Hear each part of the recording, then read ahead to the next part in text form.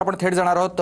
आपल्यासोबत सध्या lieutenant colonel Satish Dhage sir जोडले गेलेले आहेत। ढगे सर, आपण बघतो राहुल गांधी हे आता पंतप्रधानांची भेट घेण्यासाठी पोहोचतात। सीबीआय डायरेक्टरच्या नियुक्ती संदर्भातली ही भेट होईल, पण नेमकी काय चर्चा होऊ शकते, कारण ही भेट तितकीच महत्त्वाची आहे सध्या या हल्ल्याच्या पार्श्वभूमीवर।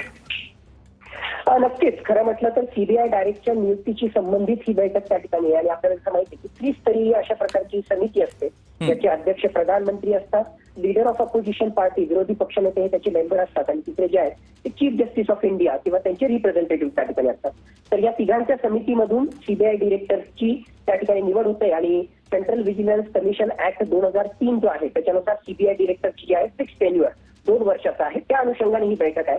पण ज्या प्रकारची परिस्थिती 22 एप्रिल नंतर त्या ठिकाणी निर्माण झालेली आहे, तर नक्कीच ही सीबीआय डायरेक्टरशी संबंधित जी आहे चर्चा त्या ठिकाणी होईल, काय निर्णय व्हायचा तो त्या ठिकाणी होईल। पण सायमल्टेनियसली प्रधानमंत्री एलओपीशी बोलताना, लीडर ऑफ अपोजिशन पार्टीशी बोलताना माझ्या मते जो काही पाकिस्तान सोबतचा संघर्ष किंवा जी परिस्थिती निर्माण झालेली आहे त्याही संबंधित चर्चा होईल। एक गोष्ट मात्र नक्की की 22 एप्रिल पासून आतापर्यंत क्लिअर कट जर राहुल गांधी यांची आपण त्या ठिकाणी भूमिका पाहिली असेल किंवा विरोधी पक्षनेत्याची जर भूमिका पाहिली असेल तर त्यांनी सरकारच्या सगळ्या एक प्रकारच्या धोरणांना किंवा त्यांच्या निर्णयांना जेव्हा पाठिंबा दिलेला आणि भारत देश हा एक आहे या पाकिस्तान विरुद्ध कारवाई करण्यासाठी अशा प्रकारचा संदेश दिलेला आहे। त्याच्या विपरीत जर पाहिलं तर आजच संध्याकाळी पाकिस्तानमध्ये म्हणजे सकाळी जे आहे ऑलरेडी एक ऑल पार्टी मीटिंग झाली आणि त्यांचं एक स्पेशल संसदेचं जे एक प्रकारचं जे सेशन सुद्धा त्या ठिकाणी बोलवलं जाणार आहे। पण त्यांच्या नॅशनल असेंब्लीमधले एक खासदार म्हणतात की जर पाकिस्तानवर भारतानं हल्ला केला तर मी काही इथे थांबणार नाही, मी जे आहे युनायटेड किंगडम मध्ये पळून जाईल।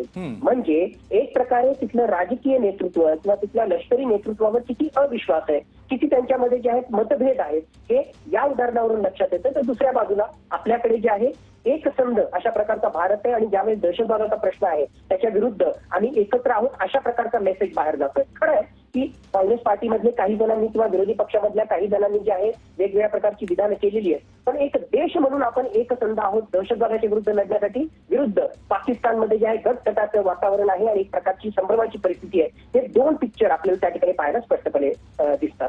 नक्कीच सर, धन्यवाद सर, तुम्ही आमच्याशी संवाद साधलात त्यासाठी।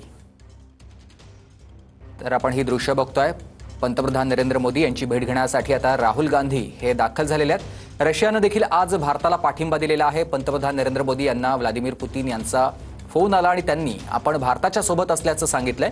तर दुसऱ्या बाजूला पंतप्रधान नरेंद्र मोदी यांची साऊथ ब्लॉकमध्ये बैठक सुरू झालेली आहे।